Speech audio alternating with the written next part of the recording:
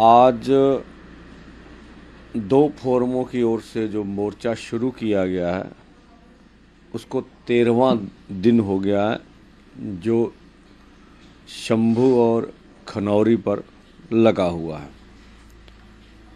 और आज हम WTO के मुद्दे के ऊपर, विश्व व्यापार संस्था के ऊपर बात करेंगे कि किस तरह से खेती सेक्टर को विश्व व्यापार संस्था प्रभावित करेगी। इसलिए शंभू पर और खनौरी पर बड़े बुद्धिजीवियों को बुलाकर इसमें आम किसानों से अपनी स्टेज से चर्चा होगी।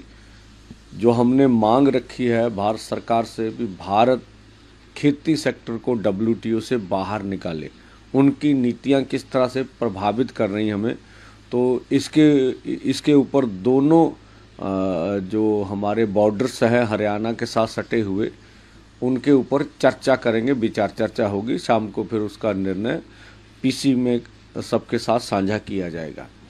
और कल 26 को हम लोग पूरे भारत को आह्वान कर रहे हैं भी हर गली कूचे गांव में WTO और कॉरपोरेट के अर्थी फूंक दहन किए जाने चाहिए कल सुबह 26 को।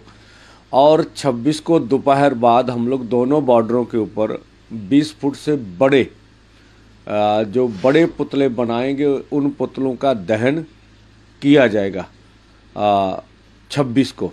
और 27 को फिर दोनों फोरम KMM किसान मजदूर मोर्चा, जिसमें मैं खुद काम करता है, 100 से प्लस ऊपर अम्ब्रेला यूनियन है उनका, ये KMM है, और SKM नॉन पॉलिटिकल, उनके ऊपर भी बहुत सारे, उनके पास भी बहुत सारी यूनियन है। वो 27 को दोनों अलग अलग हम लोग विचार चर्चा करेंगे। 28 को दोनों मिलकर एक ज्वाइंट चर्चा करेंगे और 29 को फिर आगे का कार्यक्रम पूरे देश के समक्ष रखा जाएगा।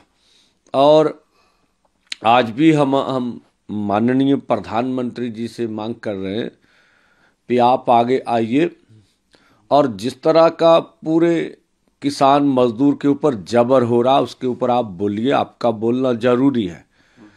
हरियाणा में 50,000 से अधिक अर्धसैनिक फोर्स क्यों लगाए जा रहे हैं, क्या उसकी वजह है? जिस तरह के प्रहार पूरी किसान लहर पे किए गए, क्या खतरे हैं हमसे और क्या आप लोग क्या चाहते हैं आश्वासन हमसे, वो भी जरूर बताना चाहिए। और हम चाहेंगे कि MSP लीगल गारंटी का कानून जो उन्होंने हमसे वादा किया था आंदोलन में भी बनाएंगे, उसको बनाना चाहिए। देश के किसान मजदूर का कर्ज मुक्त करना चाहिए। इसी तरह से गन्ने का भाव जो है C250 100 के हिसाब से मिलना चाहिए।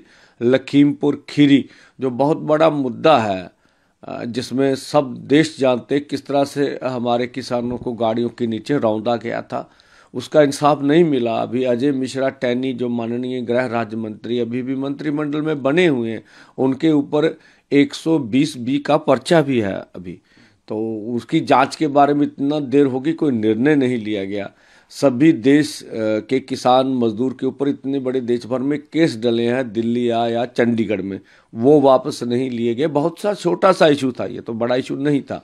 इसी के साथ बिजली एक्ट 2023 सरकार ने बना लिया है और हम कहते हैं ये देश के हित में नहीं है, गरीब कंज्यूमर है पूरे देश का, इससे नुकसान हो जाएगा, इसको वापस ले लिए। ये निजीकरण की जो कंपनियां उनको आप बिजली बोर्ड दे रहे हैं, हमारा बिजली सेक्टर दे रहे हैं, तो इससे फायदा नहीं होगा। इसी के साथ पोल्यूशन एक्ट से हम खेती सेक्टर को बाहर निकालना चाहते हैं। और जब भी बरसात होती है, ओले पड़ते हैं और कोई आगजनी हो जाती है, हमारी फसलों का नुकसान हो जाता है। हम कहते हैं आपने प्राइवेट कंपनियों के ऊपर खेती बीमा योजना बनाई है फसलों की बीमा, पर वो उससे तो लूट करते हैं। अकेले महाराष्ट्र में ही 57,000 करोड़ रुपया कंपनियों ने प्रीमियम ले लिया, कुछ नहीं दिया।